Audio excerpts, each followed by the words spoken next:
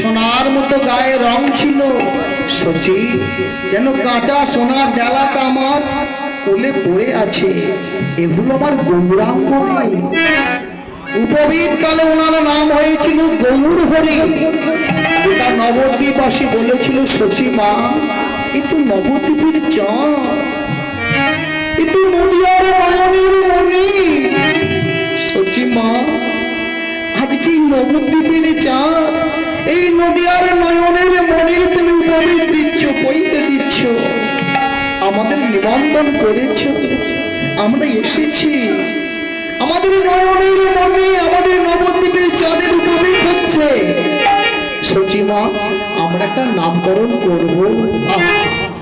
নবদ্বীপবাসী সেদিন বলেছিল, সচিমা যদি অনুমতি দেন তাহলে আমরা সবাই মিলে একটি নামকরণ করি।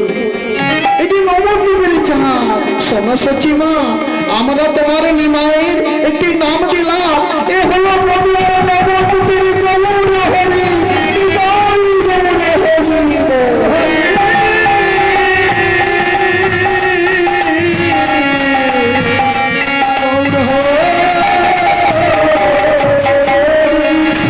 নবদ্বীপবাসী নাম দিল গৌর হরি, গৌর হরি।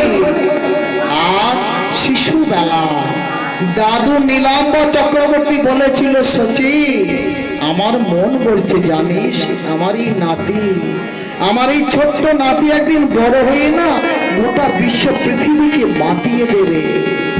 আমার নাতির নামে একদিন গোটা বিশ্ব পৃথিবী জয়গান দেবে। ওরে সচি তাই আমি নাতির নাম দিলাম, এ হলো আমার আদরের বিশ্বম্ভর। নদিয়ার নবদ্বীপে নিশ্চয়ই আপনারা গেছেন, মায়াপুর নিশ্চয়ই আপনারা গেছেন, দেখেছেন। হ্যাঁ, ইটালি থেকে লোক আসছে, জার্মান থেকে আসছে, ফ্রান্স থেকে আসছে, ইংল্যান্ড থেকে আসছে, হল্যান্ড থেকে লোক আসছে। হ্যাঁ, তারা কেমন করে প্রভুর নামে বিভোর হয়ে গেছে। হ্যাঁ, আর একটা নাম দিয়েছিল, আর একটা নাম কে দিয়েছিল? কেশব ভারতী। উনি কে ছিলেন? উনি কে ছিলেন? উনি ছিলেন প্রভুর সন্ন্যাস ধর্মের দীক্ষা গুরু। সন্ন্যাসের দীক্ষা গুরু ছিলেন কেশব ভারতী। কেমন? ওই কেশব ভারতী একটি নাম দিয়েছিল। মাগো মাত্র 24 বছর বয়সে, মাত্র 24 বছর বয়সে আমাদের এই পবিত্র সনাতন ধর্ম হিন্দু ধর্মকে রক্ষা করার জন্য বাড়িতে 56 বছরের বৃদ্ধা সচি মাকে পরিত্যাগ করে 14 বছরের উদ্দীর্ণ যৌবন সুন্দরী বিষ্ণুপ্রিয়াকে পরিত্যাগ করে, কেমন মাত্র ছোট্ট একটি পরিধান বস্ত্র পরিধান করে সব কিছুকে পরিত্যাগ করে মাঘ মাসে শীতের রাতে গঙ্গার বুকে ঝাঁপ দিয়ে চলে গিয়েছিলেন কাটোয়াতে। কাটোয়ায় গিয়ে কেশব ভারতীর নিকট সন্ন্যাস ধর্মে দীক্ষা নিয়েছিলেন। কেমন? সন্ন্যাসে দীক্ষা নিয়েছিল। দীক্ষা নেবার পর দীক্ষা হলো আমাদের একটা নতুন জন্ম। দীক্ষা হচ্ছে আমাদের নতুন জন্ম। কেশব ভারতী দীক্ষা দিল সন্ন্যাসে। কেশব ভারতী বলছেন, নিমাই তুমি আমার কাছে সন্ন্যাসে দীক্ষা নিলে, আমি তোমার গুরু, তুমি আমার শিষ্য, আমি তোমাকে সন্ন্যাসে দীক্ষা দিয়েছি, তোমার নতুন জন্ম হয়েছে, তোমাকে নতুন নাম দিতে হবে। কি নাম দেব? নামটা খুঁজে পাননি। কেমন? কথিত আছে স্বয়ং মা সরস্বতী জীবের ডগায় বসেছিল। কেশব ভারতী জীবের ডগায় বসে নামটা বলেছিল। তাই তো কেশব ভারতী বলল, নিমাই আমি তোমার নাম খুঁজে পেয়ে গেছি, তোমার নাম হলো শ্রী কৃষ্ণ চৈতন্য মহাপ্রভু।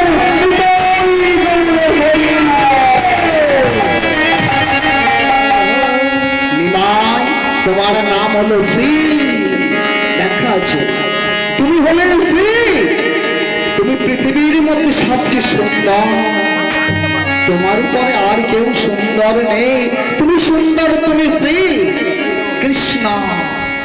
কৃষ্ণ কৃষ্ণ ধাতুর সঙ্গে ন প্রত্যয় করে হয় কৃষ্ণ। যে নিত্য পুরুষ, নিত্য আনন্দের উৎস, তিনি হলেন কৃষ্ণ। চিন্তন করে ভক্তির বীজ বপন করে, তিনি হলেন কৃষ্ণ। নিমাই তুমি শ্রী কৃষ্ণ চৈতন্য।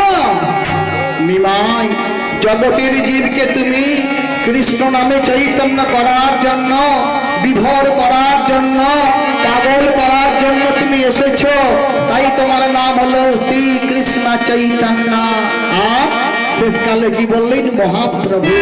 ওগো নিমাই, ওগো শচী নন্দন নিমাই, তুমি হচ্ছে স্বয়ং ভগবান, তুমি পূর্ণ ব্রহ্ম সনাতন, তাই আজ থেকে তোমার নতুন নাম হলো শ্রী কৃষ্ণ চৈতন্য মহাপ্রভু।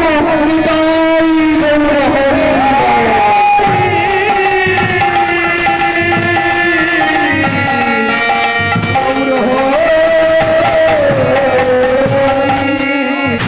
জগজীবের দ্বারে গিয়ে কি বলেছিলেন গো মা? কৃষ্ণ নাম প্রচার করেছিলেন। কেমন করে?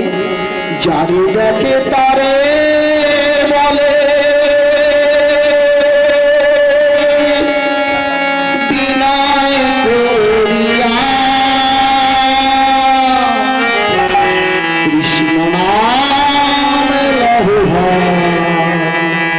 হৃদয় ভরিয়া।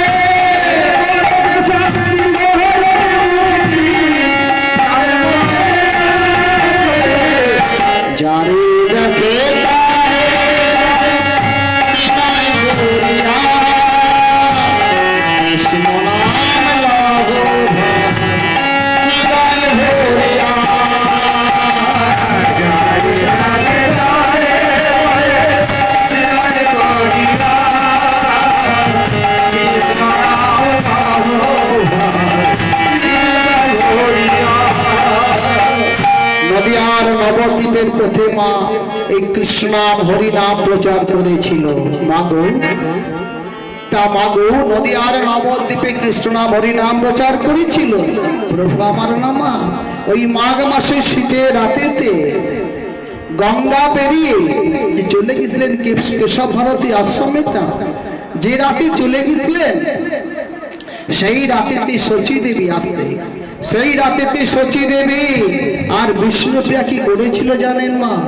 গভীর চারিদিক নীরব নিস্তব্ধ নির্জন শচী মা বিষ্ণুপ্রিয়াকে সাথে নিয়ে গোটা নবদ্বীপটা তন্ন তন্ন তন্ন করে খুঁজছে, চিৎকার করে ডাক দিচ্ছে,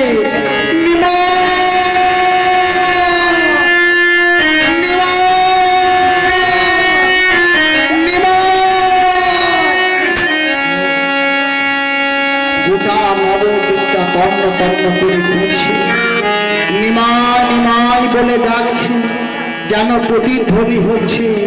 কে যেন বলছে নাই নাই নাই।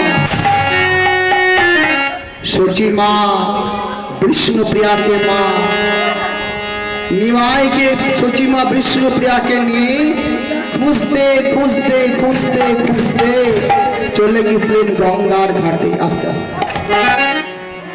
চলে গেছিলেন গঙ্গার ঘাটে। শচী মা বুঝতে পেরেছিল এই ঘাটটা দিয়ে তার নিমাই চলে গেছে কেশব ভারতীর আশ্রমে। সচিমা বুঝতে পেরেছিল এই গঙ্গার এই ঘাটটা দিয়ে আমার নিমাই কেশব ভারতী আশ্রমে চলে গেছে। তাই সেদিন সচিমা নামা ওই গঙ্গার ঘাটকে বলেছিল, রে গঙ্গা, তোকে আমি এত ভালোবাসি, তোকে আমি এত শ্রদ্ধা করি, তোকে আমি এত বিশ্বাস করি রে গঙ্গা, তোর এই ঘাটটা দিয়ে আমার নিমাই চলে গেল কেশব ভারতীর আশ্রমে। তুই আমার নিমাই কিন্তু বাধা দিলি না, তুই আমার নিমাই কিন্তু আটকালি না, তুই আমাকে একটু মনে করিয়ে দিলি না, তুই আমাকে জাগিয়ে দিলি না। ওই পবিত্র মা বলি গঙ্গা, ওই বিশ্ব পবিত্র কারিণী সুরধনী গঙ্গা, শোন, আমি সত্যি বলছি, শোন, আমি তোকে অভিশাপ দিচ্ছি। তোর এই ঘাট দিয়ে আমার নিমাই চলে গেছে কেশব ভারতী আশ্রমে, অভিশাপ দিচ্ছি।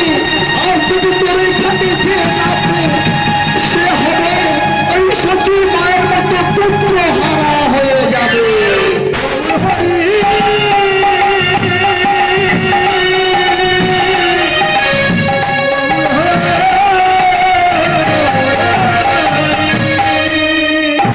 ওরে গঙ্গা, তোকে অভিশাপ দিলাম, তোর এই ঘাটেতে আজ থেকে যে চান করবে, যে নামবে, যে স্নান করবে, সে শচীর মতো পুত্র হারা হয়ে যাবে।